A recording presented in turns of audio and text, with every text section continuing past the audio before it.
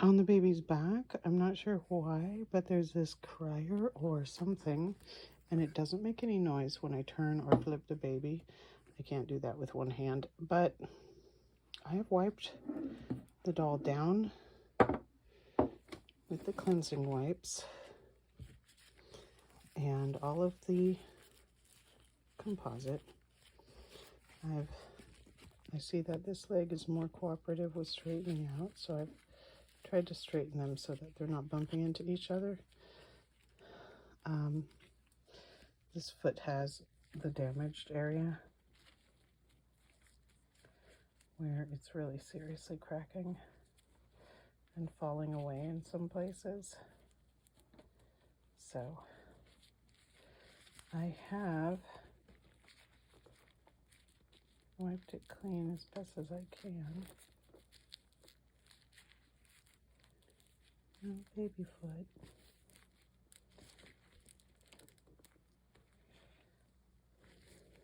And now in the bag it goes. But first, to stop the fraying, I'm taking just a little bit of that fabric tack and placing it just on the inside.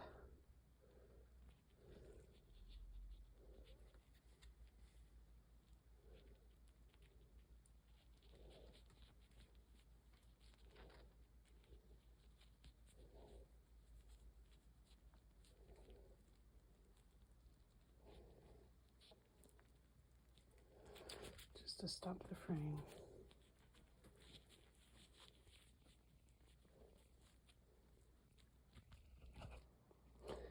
And the last final dabs of the fabric tack.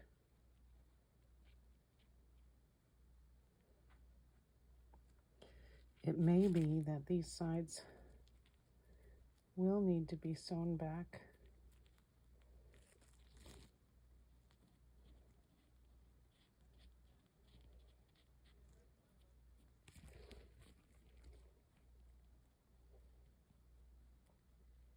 I reattached this area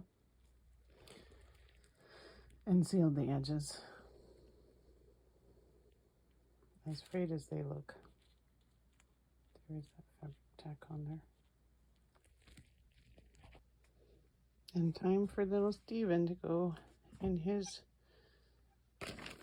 bag to sleep for about a week.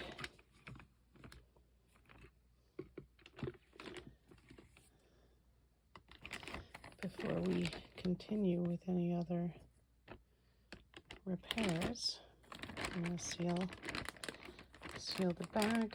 This is going to help remove any humidity, any water that may have been put on the baby.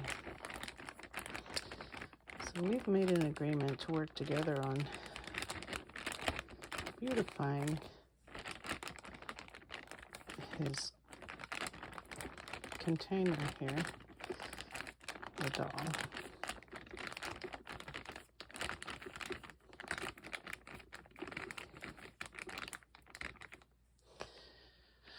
One week, then we'll see. I'm going to wrap it in a bag so it doesn't get any kind of unusual pressures or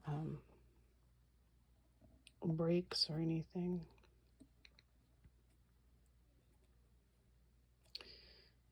But if you know what that metal thing is on the back of the body, let me know.